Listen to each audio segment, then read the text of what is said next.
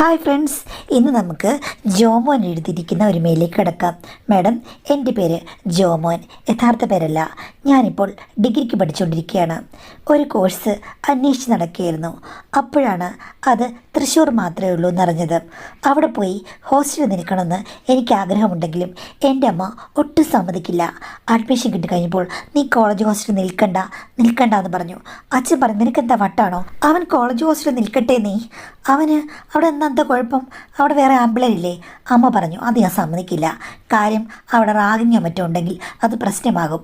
വേണ്ട, എനിക്ക് അശുഭകരമായ വാർത്തകളൊന്നും കേൾക്കാൻ വയ്യ. അതുകൊണ്ട് അവനെ സെപ്പറേറ്റ് ഒരു റൂം എടുത്ത് താമസിപ്പിച്ചാൽ മതി, അല്ലെങ്കിൽ പേയിങ് ഗസ്റ്റോ എന്തെങ്കിലും നോക്കാൻ പറഞ്ഞു.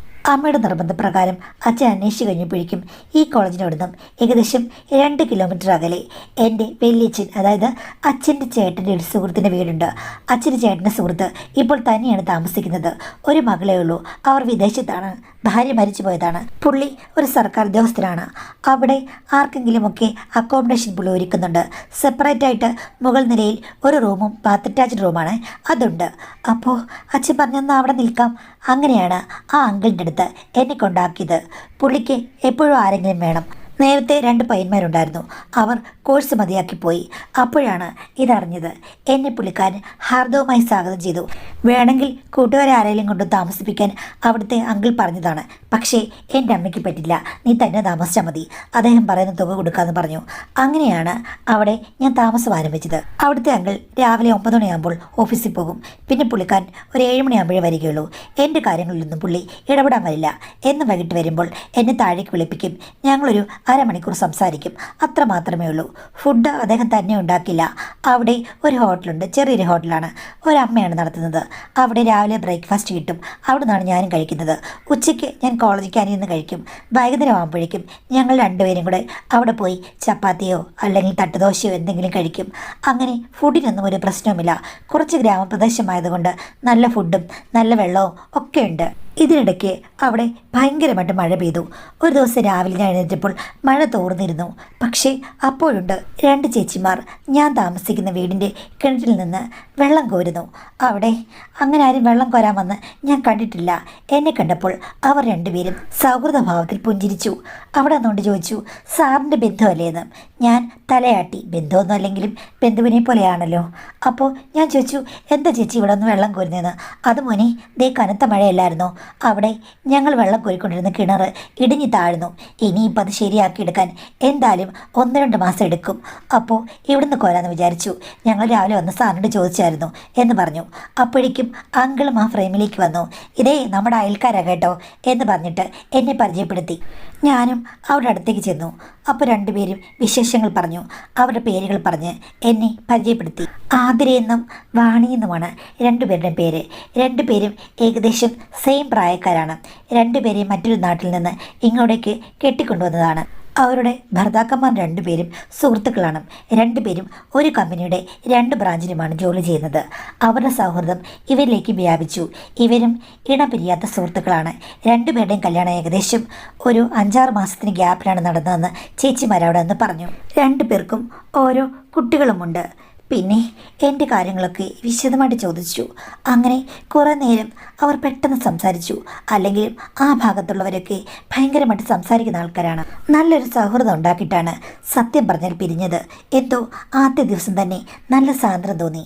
അവർ പോയി കഴിഞ്ഞപ്പോഴേക്കും അങ്കിളിനോട് പറഞ്ഞു, 2 പേരും കാണുന്ന പോലെയല്ല കേട്ടോ, നല്ല കില്ലാടികളാണ്, ഇളക്കക്കാരികളാണെന്ന്. അതെന്താ അങ്കിളെ അങ്ങനെ പറഞ്ഞത്? എടാ, അവളുമാർക്ക് 2 പേർക്കുമില്ലേ ആണുങ്ങളോട് ആവശ്യത്തിൽ കൂടുതൽ അടുപ്പമാണ്. ഭർത്താക്കന്മാരൊക്കെ ഉണ്ടെങ്കിലും എന്തോ ഒരു വശപ്പിശകാണ്. ഇടയ്ക്കിടയ്ക്ക് ഇവിടെ കയറി വരും. അങ്ങനെ എന്നോട് സംസാരിക്കാനൊക്കെ ശ്രമിച്ചിട്ടുണ്ട്. അതുമാത്രമല്ല, എനിക്കെന്തെങ്കിലും ആവശ്യമുണ്ടെങ്കിൽ അതൊക്കെ ശരിയാക്കിത്തരാം എന്നുള്ള രീതിയിൽ പറയുകയും ചെയ്യും. സത്യം പറഞ്ഞു കഴിഞ്ഞാൽ എനിക്ക് പേടിയാണ്. ഇവളുമാർ 2 പേരും ഇവിടെ കുറച്ച് ഫേമസ് ആണെന്ന് തോന്നുന്നു. എൻ്റെ മോളാണെങ്കിൽ ഞാൻ എന്ത് ചെയ്യാണെന്ന് അറിയാൻ വേണ്ടിയിട്ട് കുറച്ച് സ്പൈ വർക്കൊക്കെ നടത്താൻ വേണ്ടി ആൾക്കാരെ ഏൽപ്പിച്ചിട്ടാണ് പോയത്. അതുകൊണ്ട് അവളുമാർ ഇവിടെ കയറി വരുമ്പോൾ എനിക്ക് ടെൻഷനാണ്. എൻ്റെ മോളോട് ആരെങ്കിലും എന്തെങ്കിലും വിളിച്ച് പറഞ്ഞാലോ? അല്ല, 2 പേരും കൂടെ കയറി വന്ന് അങ്കിളിന് എന്തെങ്കിലും ആവശ്യമുണ്ടെന്ന് ചോദിച്ചോ? അങ്ങനെയല്ലടാ, ശരിക്കും ആ വെളുത്തു തൊടുത്ത സുന്ദരിയിലെ വാണി, അവളാണ് വന്നത്. ഒരു ദിവസം വന്ന് സംസാരിച്ചപ്പോൾ എനിക്ക് എന്തോ ഒരു വശപ്പിശൊക്കെ തോന്നി. ഓഹോ, അപ്പോൾ അങ്കിളിന് ഒട്ടും ഇഷ്ടമല്ല വാണി ചേച്ചിയെ. എനിക്ക് ഇഷ്ടമൊക്കെയാണ് എന്ന് വെച്ച് ഞാൻ പറഞ്ഞില്ലേ, നമ്മളുടെ കൈകളെല്ലാം കെട്ടിയിട്ടേക്കല്ലേ. സമൂഹം എന്ന് പറയുമ്പോൾ നമ്മൾ ഒത്തിരി കാര്യങ്ങൾ ശ്രദ്ധിക്കണ്ടേ. അതുകൊണ്ടാണ് നിന്നോട് ഞാൻ പറഞ്ഞത്. ചിലപ്പോഴൊക്കെ നമുക്ക് മോഹങ്ങൾ ഉണ്ടെങ്കിലും അടക്കി വെക്കേണ്ടി വരും. നീ ഇവിടെ ഇനി 3 വർഷം താമസിക്കല്ലേ, ശ്രദ്ധിക്കാൻ വേണ്ടി പറഞ്ഞതാണ്. ഇപ്പം എത്രയും സംസാരിച്ച് സൗഹൃദം സ്ഥാപിച്ചു. ഇനി നിന്റെ മുറിയിലേക്ക് കയറി വന്നു പറഞ്ഞാലും ഒന്നും ചെയ്യാൻ പറ്റില്ല. കാര്യം അയൽക്കാരല്ലേ. നീ നിന്നെ തന്നെ സൂക്ഷിക്കണം. ഞാൻ എന്നെ സൂക്ഷിക്കുകയായിരുന്നു എന്ന്. അത് കേട്ട് കഴിഞ്ഞപ്പോഴേക്കും ഞാൻ പൊട്ടിച്ചിരിച്ചു. അത് കൊള്ളാമല്ലോ, ചില പെണ്ണുങ്ങളൊക്കെ പറഞ്ഞ പോലാണല്ലോ ദൈവമേ സൂക്ഷിക്കണമെന്ന്. അപ്പോൾ പുള്ളിക്കാരൻ പറഞ്ഞു, പെണ്ണാണെങ്കിലും ആണാണെങ്കിലും സമൂഹത്തിലെ ആളുകൾ കണ്ണു തുറന്ന് നമ്മൾ നോക്കുകയാണ്. ആ സമയത്ത് നമ്മൾ തന്നെയല്ലേ ശ്രദ്ധിക്കേണ്ടത്. അവളുമാർക്ക് ബെല്ലും ബ്രേക്കുമില്ല. പിന്നെ ഞാൻ പറയട്ടെ, ഇവളുമാരുടെ ഭർത്താക്കന്മാർ അവന്മാരെ കാണാനൊക്കെ അത്യാവശ്യം കൊള്ളാം. പക്ഷേ അവന്മാർ തമ്മിൽ മറ്റെന്തോ അലുകുലത്ത് ബന്ധങ്ങളുണ്ടെന്നാണ് നാട്ടിൽ പറഞ്ഞത്. കൊച്ചിലെ തൊട്ടേ എല്ലാവരും അങ്ങനെ പറയുന്നതാണ്. ആദ്യം ഒരുത്തൻ കല്യാണം കഴിച്ചു. ഈ വാണി എന്ന് പറഞ്ഞ സുന്ദരിയില്ലേ, അവളാണ് ആദ്യം മരുമകളായിട്ട് വന്നത്. അത് കഴിഞ്ഞിട്ടാണ് മറ്റവൻ്റെ കല്യാണം നടന്നത്. ഈ 2 പെണ്ണുങ്ങളും ഭയങ്കര കൂട്ടുമായി, മറ്റവന്മാരെ പോലെ തന്നെ. പക്ഷേ എല്ലാവരും പറയുന്നത് അവന്മാരുടെ ബന്ധങ്ങൾ മറച്ചു വെക്കാൻ വേണ്ടിയിട്ട് ഇവളുമാരെ കല്യാണം കഴിപ്പിച്ച് ഫ്രണ്ട്സാക്കി. അതുമാത്രമല്ല, ചിലർ പറഞ്ഞത് അവന്മാരുടെ ബന്ധം ഇവളുമാരങ്ങ് അംഗീകരിച്ചു. അതുകൊണ്ട് ഇവളുമാർക്ക് ഒത്തിരി സ്വാതന്ത്ര്യമുണ്ട്. ചുരുക്കം പറഞ്ഞാൽ ഭർത്താക്കന്മാരുടെ ഡിങ്കോലാഫി അവിടെ നടക്കുന്നുണ്ട്. ഇവളുമാർക്ക് 2 പേർക്കും നല്ല സ്വാതന്ത്ര്യമുണ്ട്. അതുകൊണ്ട് 2 പേരും അവനവൻ്റെ ഇഷ്ടത്തിന് നടക്കുകയാണ്. അതുമാത്രമല്ല, 100,000 സൗഹൃദങ്ങളുമുണ്ട്. ഭർത്താക്കന്മാർക്ക് അത് പ്രശ്നവുമല്ല, എന്തും അംഗീകരിച്ചു കൊടുക്കും. അതാണ് ഇവിടുത്തെ അവസ്ഥ. അത് കേട്ടപ്പോൾ എനിക്ക് സത്യം പറഞ്ഞാൽ ആദ്യം മനസ്സിലായില്ല. അല്ല, ഈ ഭർത്താക്കന്മാർ തമ്മിൽ എന്ത് ഡിങ്കോലാഫി. നിനക്കറിയില്ല, ആണുങ്ങളും തമ്മിലുള്ള ബന്ധവും പ്രണയവും ഒക്കെ. ഓ, അത് ആഹാ, അങ്ങനെയുള്ളൊരു കല്യാണം കഴിക്കുമോ? അങ്ങനെയുള്ളൊരു കല്യാണം കഴിച്ചിട്ടുള്ളൊരു അഡ്ജസ്റ്റ്മെൻ്റ് അല്ലേ ഈ പറഞ്ഞത് എന്ന് പറഞ്ഞിട്ട് പുള്ളി വിശദമായിട്ടതൊക്കെ എനിക്ക് പറഞ്ഞു തന്നു. ഈ പുള്ളിക്കാരൻ എന്നെ ഒരിക്കലും മകനെ പോലൊന്നും കാണുന്നില്ല, ഫ്രണ്ടിനെ പോലെയാണ് കാണുന്നത് എന്നോർത്ത് കഴിഞ്ഞപ്പോൾ എനിക്കും സന്തോഷം തോന്നി. ശരി അങ്കിളെ, ഞാൻ ശ്രദ്ധിച്ചോളാം. കഥകളൊക്കെ ഞാൻ അറിഞ്ഞല്ലോ എന്ന് പറഞ്ഞു. അപ്പം അങ്കിളിനോട് പറഞ്ഞു, നീ ശ്രദ്ധിക്കണം. ഇനിയിപ്പം നിനക്ക് ഇഷ്ടം തോന്നുകയാണെങ്കിൽ കുറച്ചുകൂടി ഒന്ന് മുന്നോട്ട് പോയാലും എനിക്ക് കുഴപ്പമില്ല. പക്ഷേ ഇവിടെ അയലുകാരെല്ലാം നോക്കിയിരിക്കുകയാണെന്നുള്ളത് നീ ഓർത്തോണം. കാര്യം എന്തെങ്കിലും റിപ്പോർട്ട് പോയി കഴിഞ്ഞാൽ ഒന്നും പറഞ്ഞിട്ട് കാര്യമില്ല. എൻ്റെ മകളോട് പറയും, അല്ലെങ്കിൽ നിൻ്റെ അച്ഛനെ വിളിച്ചോലും പറയാൻ ഇവിടെ ആൾക്കാർ കാണും. അങ്ങനെ ഒരു സ്ഥലമാണ് എന്ന് പറഞ്ഞ് എനിക്ക് ഉപദേശം നൽകി. ശരി, ഞാൻ ഇനി ശ്രദ്ധിക്കാം എന്ന് പറഞ്ഞു. അങ്ങനെ ഇരിക്കെ ഒരു ദിവസം ഞായറാഴ്ച, അന്ന് ഞാൻ വീട്ടിൽ പോയില്ല. കാര്യം ദൂരമാണല്ലോ, പോയിട്ട് വരാൻ പറ്റില്ല. ഞാൻ അവിടെയൊക്കെ നിൽക്കുകയാണ്. രാവിലെ അങ്കിൾ പറഞ്ഞു, എനിക്കൊരു കല്യാണം ഉണ്ടടാ, ഞാൻ പോയിട്ട് വരട്ടെ, ഞാനൊരു 2 മണിയാകുമ്പോഴേ വരികയുള്ളൂ എന്ന് പറഞ്ഞു. ശരിയെന്ന് പറഞ്ഞു. ആ സമയത്തുണ്ട് പെട്ടെന്ന് വാണി ചേച്ചി വെള്ളം കോരാൻ കുടവുമായി വന്നു. എന്നെ കണ്ടു കഴിഞ്ഞപ്പോഴേക്കും, സാർ എവിടെയോ പോകുന്നത് കണ്ടല്ലോ, എവിടാ പോയത്? ഞാൻ പറഞ്ഞു, ഒരു കല്യാണത്തിന് പോയതാ. എപ്പോൾ വരും? ഞാൻ പറഞ്ഞു, ഉച്ച കഴിഞ്ഞ് വരുമെന്നാണ് പറഞ്ഞത്. ആഹാ, ഞാൻ ചോദിച്ചു, ആതിര ചേച്ചി എന്തേ? അതെന്താടാ, എന്നെ കണ്ടാൽ നിനക്ക് ഇഷ്ടപ്പെടില്ലേ? ആതിര വന്നേരെ നിനക്ക് രാവിലെ സമാധാനമാകുമോ? അത് ചേച്ചി അങ്ങനെ പറഞ്ഞത്.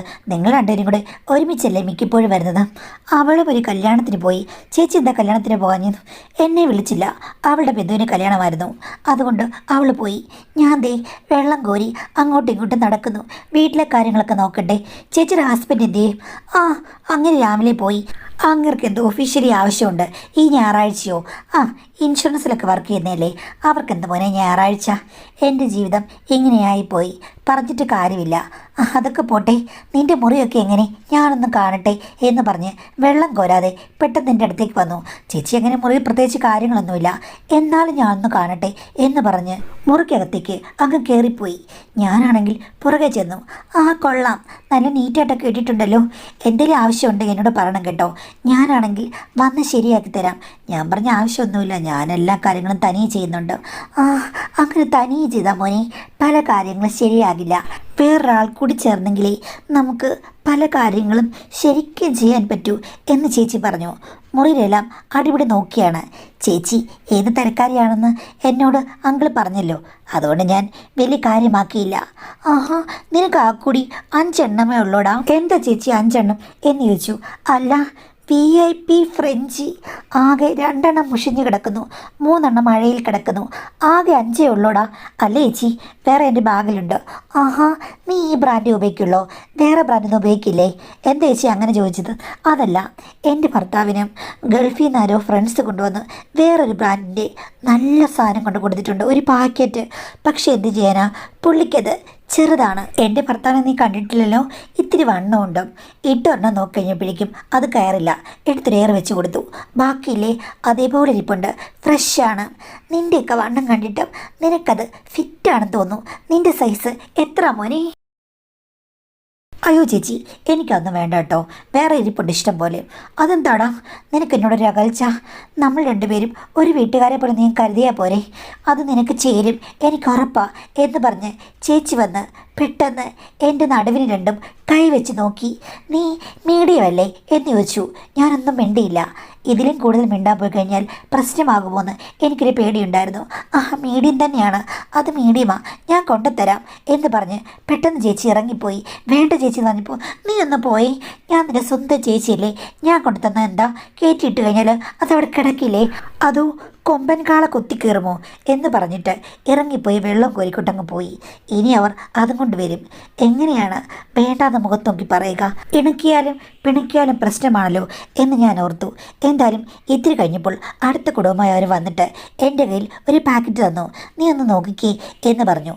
ഞാൻ നോക്കിക്കഴിഞ്ഞപ്പോഴേക്കും കറക്റ്റ് എൻ്റെ സൈസ് തന്നെയാണ്. അതുമാത്രമല്ല, അത് നല്ല പ്രീമിയം ക്വാളിറ്റി ഉള്ളതാണ്.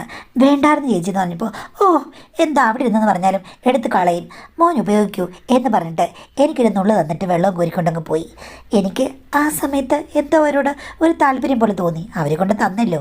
ഞാനൊരു അന്യ ആളാണെങ്കിലും എന്നെ ഒരു സഹോദരനെ പോലെ കണ്ടിട്ടായിരിക്കും. സഹോദരൻ എന്ന് പറയാൻ പറ്റില്ല, ഫ്രണ്ടിനെ പോലെ. പറയുന്നതൊന്നും അത്ര നല്ല വാചകങ്ങളുമല്ല. ക്യാരക്ടറൊക്കെ നേരത്തെ അങ്കിൾ എന്നോട് പറഞ്ഞതല്ലേ. എന്തായാലും അങ്കിൾ വന്നു കഴിഞ്ഞപ്പോഴേക്കും ഞാൻ ഈ കഥകൾ പറഞ്ഞു. അങ്കിൾ അത് കേട്ട് പൊട്ടിച്ചിരിച്ചു. അപ്പോൾ വാണി നിനക്ക് വല വിരിച്ചു. അതെന്താ അങ്കിൾ എങ്ങനെ പറഞ്ഞത്? അതിലടാ, ഇവിടെ 2 ചെക്കന്മാർ കഴിഞ്ഞ 3 വർഷം താമസിച്ചിരുന്നു. പക്ഷേ ആ 2 ചെക്കന്മാരോടും ഇവളെ മിണ്ടിയിട്ടുമില്ല, തിരിഞ്ഞു നോക്കിയിട്ടുമില്ല. കാര്യം 2 പിള്ളേരെയും കാണാൻ വലിയ ഭംഗിയൊന്നുമില്ല. അതുകൊണ്ട് അവളമാർക്ക് 2 പേർക്ക് ഇങ്ങോട്ട് വരികയും വേണ്ട, മിണ്ടുകയും വേണ്ട, എൻ്റെ അടുത്ത് വരും, അത്ര മാത്രമേ ഉള്ളൂ. ഇപ്പം ചോരയും നീരുമുള്ള ഒരു പയ്യൻ വന്നു കഴിഞ്ഞപ്പോഴേക്കും കിണർ ഇടിഞ്ഞു താഴ്ന്നു, കുളം വെള്ളം നിറഞ്ഞു എന്നൊക്കെ പറഞ്ഞ് വന്നേക്കാണെന്ന്. അപ്പോൾ അവരുടെ കിണർ ഇടിഞ്ഞു താഴ്ന്നില്ലേ? ഞാൻ ചുമ്മാ തമാശ പറഞ്ഞാണ്. അതൊക്കെ നടന്നു. എന്നാലും ഇപ്പോൾ എന്താടാ എത്ര വലിയ ഇൻട്രസ്റ്റ്? ആ 2 പിള്ളേർക്ക് ഒരു സഹായം അവൾ ചെയ്തിട്ടില്ല. ആ സമയത്തൊക്കെ എൻ്റെ അടുത്ത് വരും, അത്രയേ ഉള്ളൂ. അത് അങ്കിള് പറഞ്ഞത് ശരിയാണ്. അവർക്ക് സൗന്ദര്യമുള്ള ആൾക്കാരെയാണ് നോട്ടം. സൗന്ദര്യമുള്ള അങ്കിളിനെ തേടി അവർ വന്നു. അങ്കിള് അനുകൂലമായി ഒന്നും പ്രതികരിച്ചില്ല. അപ്പോൾ പിന്നെന്തിനാണ് മുകളിൽ താമസിക്കുന്ന മറ്റേ പിള്ളേരെ നോക്കേണ്ടത്? അത് കഴിഞ്ഞ് ഞാനിപ്പോൾ ഉള്ളപ്പോൾ അങ്കിളിലെ പറഞ്ഞത് ചോരയും നീരുണ്ടെന്ന്. അപ്പോൾ അവർ വെറുതെ നോക്കി. അത് കറക്റ്റാണ് എന്ന് പറഞ്ഞപ്പം നീ മിടുക്കനാണല്ലോ.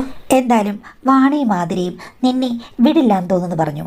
ഞാൻ പറഞ്ഞു, അതിപ്പം അങ്കിളിനെ അവർ വിടുന്നില്ലല്ലോ. നിന്നെപ്പോലാണോ ഞാൻ ഇവിടുത്തെ താമസക്കാരനല്ലേ. നീ വന്ന് കുറച്ചാൾ നിന്നിട്ടങ്ങ് പോകും. അപ്പോൾ നിനക്ക് പേരുദോഷമില്ല, എനിക്ക് പേരുദോഷം ഉണ്ടാവും. ആഹാ, അതാണ് അപ്പം അങ്കിളിന് പ്രശ്നം. പേരുദോഷം ഇല്ലായിരുന്നെങ്കിൽ അങ്കിളൊന്ന് ട്രൈ ചെയ്തേനെ ഒന്ന്. അപ്പോൾ പുള്ളിക്കാരൻ ചിരിച്ചു. എന്തായാലും നിൻ്റെ മുറിയിൽ ഇനിയും വരും കേട്ടോ, കഥകളൊക്കെ എന്നോട് പറയണമെന്ന് പറഞ്ഞു.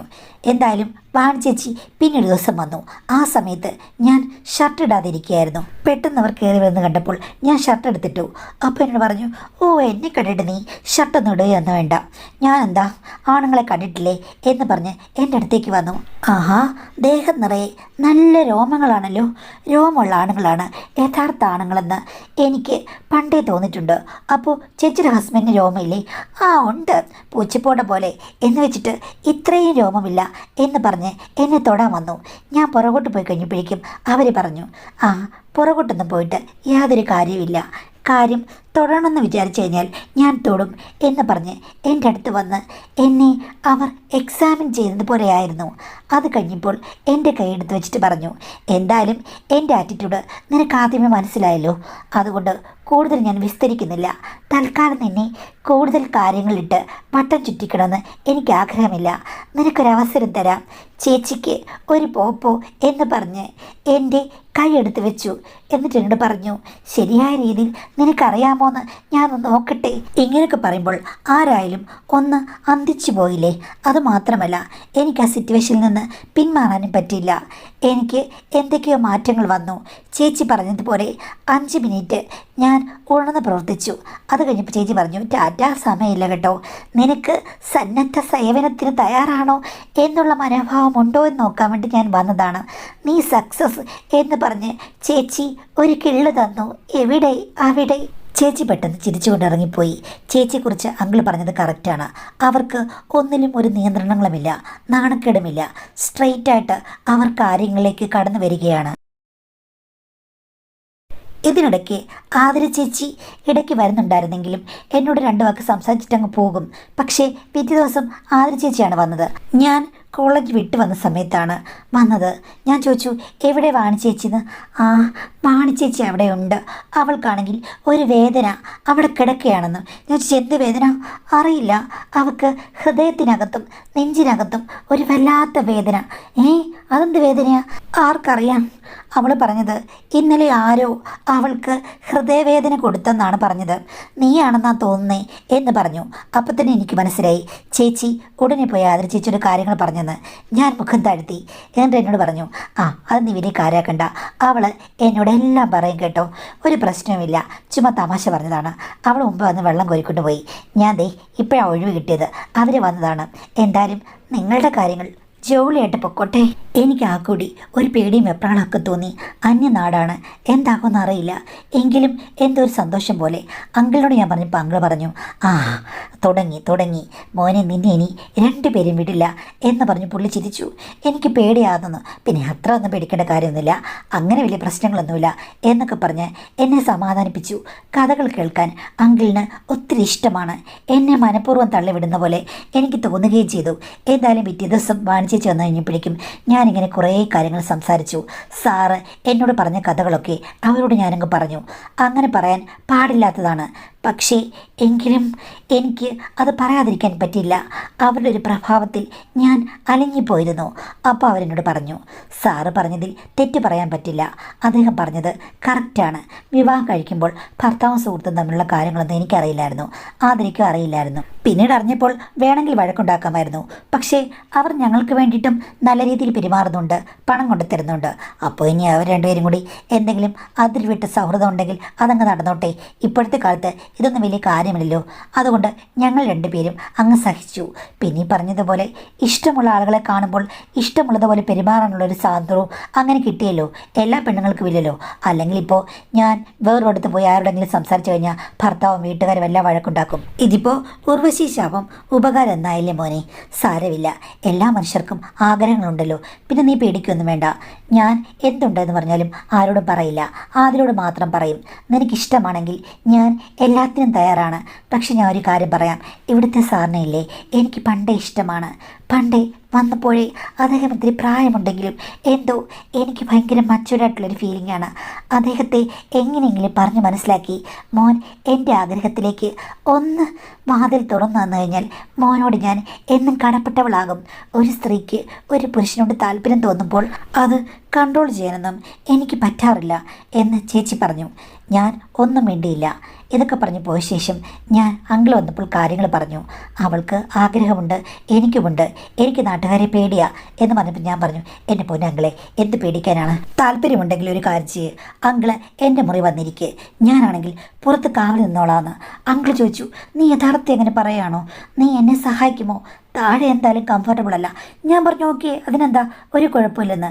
അങ്ങനെ ഞാൻ കാവൽ നിൽക്കാം, നോക്കിക്കോളാം എന്നുള്ള ഉറപ്പ് കൊടുത്ത ശേഷമാണ് അങ്കിളും വാണിച്ചേച്ചിയും കൂടെ അവിടെ ഗാനം പാടാൻ തുടങ്ങിയത്.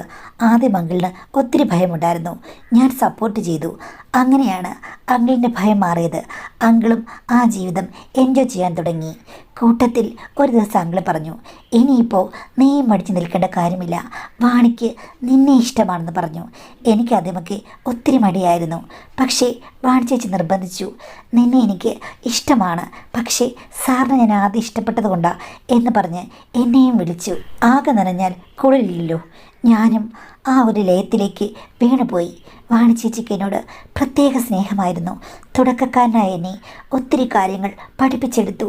എനിക്ക് വേണ്ടി അവർ ഒത്തിരി നേരം ചെലവാക്കി. അതിനൊക്കെ അങ്കിളും എനിക്ക് സപ്പോർട്ട് ചെയ്തു. പിന്നെ അങ്കിളും ഞാനും കൂടിയുള്ള ചില പാഠ്യാവലികളും പാഠങ്ങളും അവിടെ ഉണ്ടായിരുന്നു. വാണി ചേച്ചി ഞങ്ങളുടെ കൂട്ടത്തിൽ നിന്ന് ഞങ്ങൾക്ക് രണ്ടുപേർക്കും ഗൈഡ് ചെയ്ത് വ്യത്യസ്തമായ തരങ്ങളിലേക്ക് ഞങ്ങളെ കൊണ്ടുപോകാൻ ശ്രമിച്ചു. ചുരുക്കം പറഞ്ഞു കഴിഞ്ഞാൽ ഇപ്പോൾ 1.5 വർഷമായിട്ട് സൂപ്പറായി മുന്നോട്ട് പോയിക്കൊണ്ടിരിക്കുകയായിരുന്നു. ആതിര ചേച്ചിയുടെ സപ്പോർട്ട് ഞങ്ങൾക്കുണ്ടായിരുന്നു.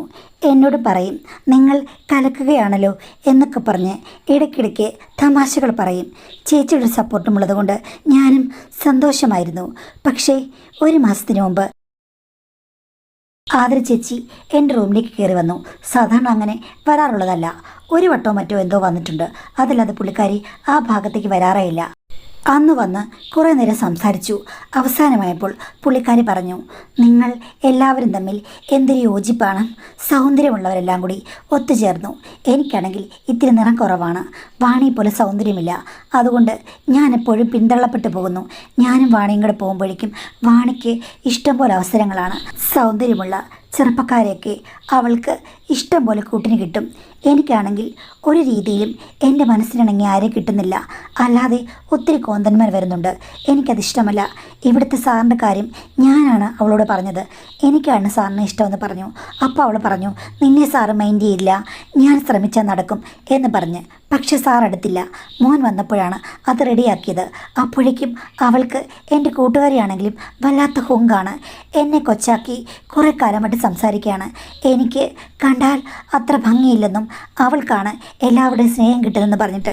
മോന് അവളെപ്പോലെ എന്നെയും കാണണം, എനിക്കും അവളുടെ കുട്ടിയുള്ള സ്വഭാവങ്ങൾ വേണം, നിനക്കെന്നെ ഇഷ്ടമില്ലെന്ന് പറഞ്ഞ് അവർ അതിർത്തി ലംഘിക്കാൻ ശ്രമിച്ചു.